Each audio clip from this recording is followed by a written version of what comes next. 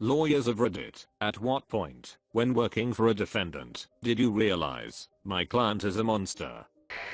A lot of years ago, I used to work as a solicitor's representative. Cases go to Crown Court, barrister deals, and I'm there for paperwork, additional stuff with client, etc. 70-something-year-old man had been in jail for 15 years for an assault on a child. Solicitor and barrister working on getting him released due to him getting clean reports from just about everyone. Guards took him out of jail to a dentist, and as he entered the waiting room he saw 2 children, and ran straight at them. Guards stopped him. 3 weeks later at court I was the one that sat him down in a room to explain that no, this isn't a hearing to release you. It is so you can be committed to a mental health secure facility for the rest of your life. He didn't take that well. I shed no tears. Not the client, but my managing partner. The client was a senile 90-year-old man. He wanted to sell land worth a little less than $1 billion to some businessmen. Suffice to say there were many who wanted to take advantage of the situation. One such person, to my dismay, was our managing partner. The partner wanted to insert a provision that would have effectively funneled about 60% of the proceeds solely to him. You could see how his eyes gleamed at the mere mention of money. The provision got lost in the revisions. I was doing the revisions. I'm no longer part of that scummy firm. My general psychology professor worked for the state of Arkansas assessing criminals to see if they would qualify as criminally insane. He told us a story one time about a guy who would get glass shards and hide them underneath his skin, presumably to use at a more opportune time. He said his interview with the guy made the hairs on the back of his neck stand on end.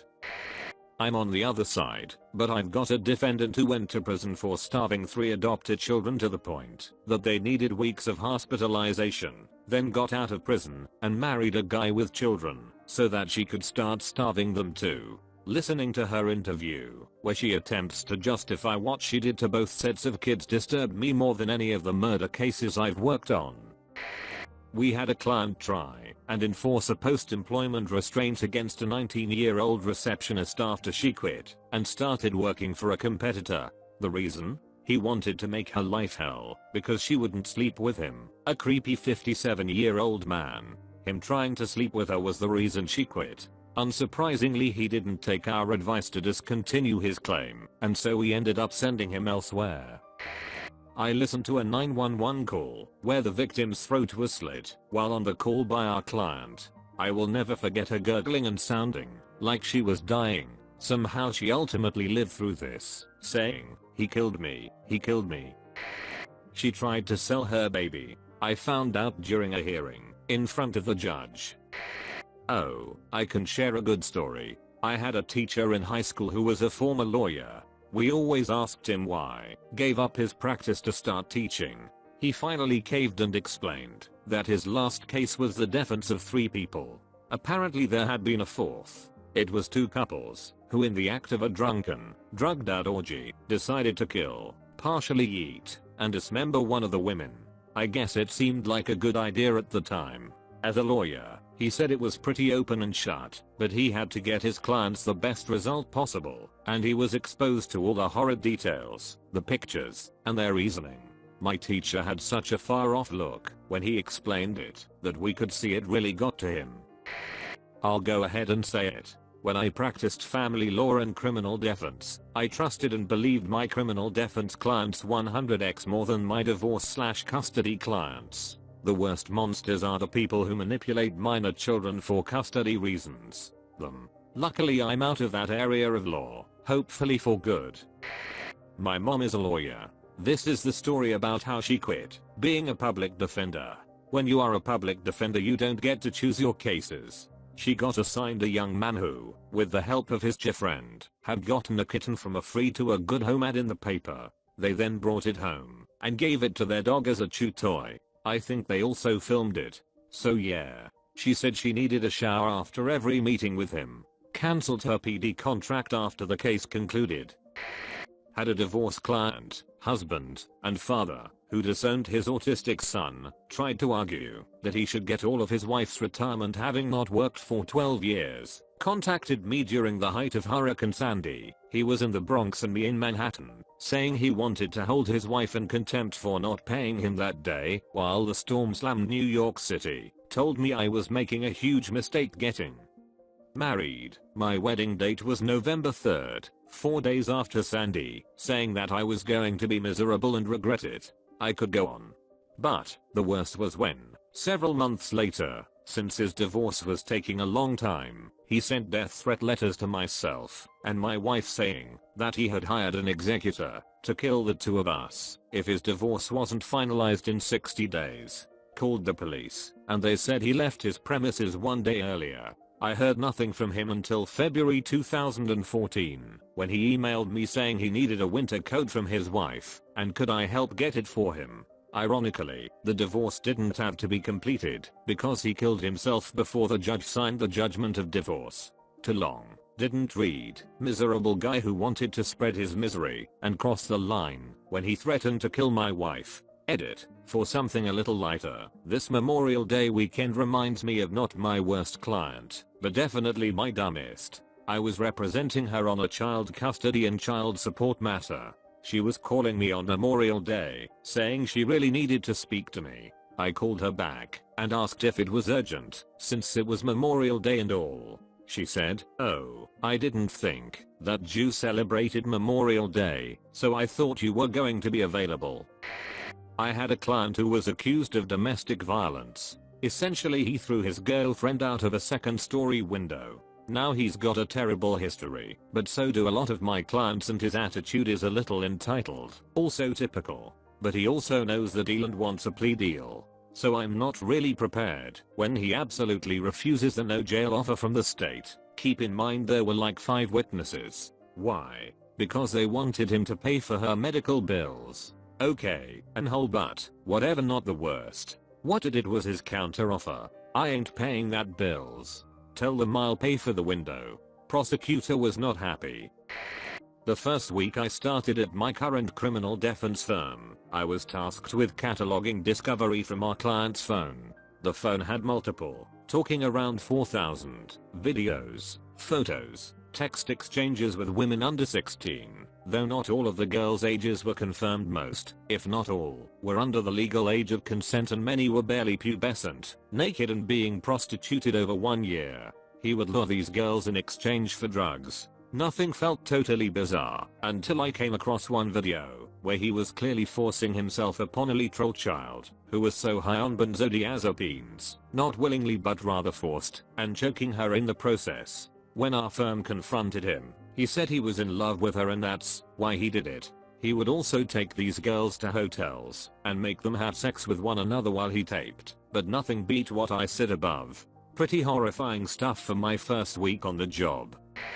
When this person, an executive, said she was firing any employee who had a serious illness or injury, while promoting fundraisers at a local church for cancer sufferers, no less, in part because employees, thinking she'd be sympathetic, would reveal their confidential health info to her.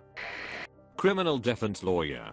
I can name a few instances where I was just absolutely disgusted with my client. Caveat, these are mostly years ago, when I was taking just any old case. I most practice white collar and federal now. 1. I won a DUI case because the government messed up on something right before trial was to begin.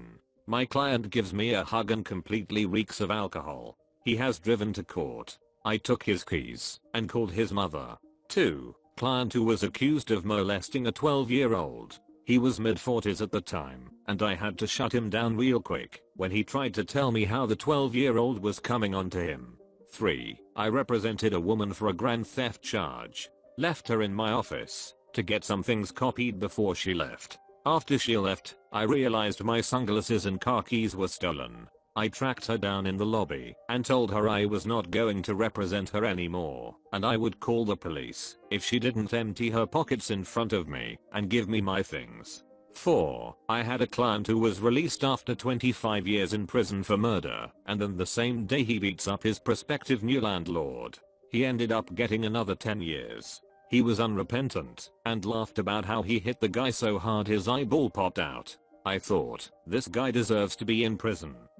Took the case to trial anyway and, shocker, lost and he got 10, the maximum. 5. Client who pretended to be a doctor so he could sell steroids. According to the Gov, he had numerous clients who were made to believe that his steroids would cure their cancer. They paid him hundreds of thousands of dollars and some of them died. I just thought that was pure evil. My SO's mother, L, was abusive. She frequently hit her husband, was a compulsive liar, and just generally made her family miserable. When they were settling the divorce, the judge initially deemed a testimony from the kids, my SO and her brother, unnecessary, probably because they were minors at the time, and testifying against one of their parents would be hard on them, to say the least. However, the lawyer representing L was really insistent that they testify. Well, it must have been a shock to the lawyer to suddenly have 2 more witnesses with dozens of accounts of driving under the influence, domestic violence, etc. etc. We figured Elle must have lied to her lawyer about some significant details, because they were completely caught off guard and more than a little angry after the testimony. We like to believe it helped solidify some of the criminal charges placed against her. It was a nice bit of karma after years and years of gaslighting and false rumors that her own lies got her caught. When I had to go to the US Attorney's office to view the evidence in his case, there they were, the hundreds of images of child porn he had traded, the close-up images of his baby's genitals that he had taken and sent around the internet, the pictures of his neighbor's daughters playing in their kiddie pool. Realized he just could not help himself. But he also never once claimed responsibility or showed remorse, so I don't feel too badly for him. Don't read this unless you have a strong stomach. Attorney's wife here. I used to help him file away evidence and reports. Came across a file with video. Curiosity got the better of me, especially when husband told me not to watch it. File gives this story. Woman was at boyfriend's trailer out in the middle of nowhere, got off at boyfriend, so smacked him in the head with a metal bat, and went on her merry way home. Boyfriend is apparently not a pleasant person and nobody really misses him, or looks for him. He is fired from work in absentia. On day 7 boyfriend's neighbor finally stops by, hears horse screaming and calls police. That's where the video came from. Day 7. One of the cops was wearing a camera on his uniform. It shows him and his partner going through the house, finding dog all over the floor. Boyfriend's 2 Rottweilers, who were also in the house, went without food for about 6 days before they started eating bits and pieces of him. The camera shows the moment the cop found the body on its side, rolled it over, and he's blinking, eyes open, with most of his face gone. The woman didn't even bother to let the damn dogs out before she left. I do not help file cases anymore. Oh man, I'm always late when I have a good one. Not a defendant, but a divorce. Client is a late 30s woman, 2 kids, idyllic suburban life with her incredibly lucrative medical profession husband. He caught her cheating. He wanted to patch things up. She decided on a divorce. So far, nothing out of the ordinary, unfortunately. Then I start getting the details. He caught her on his birthday, in their bed, while the kids were downstairs. Dude decided to come home early as a surprise, and his wife was getting ked down by a 19-year-old. But wait, there's more. Really fun stuff from the husband.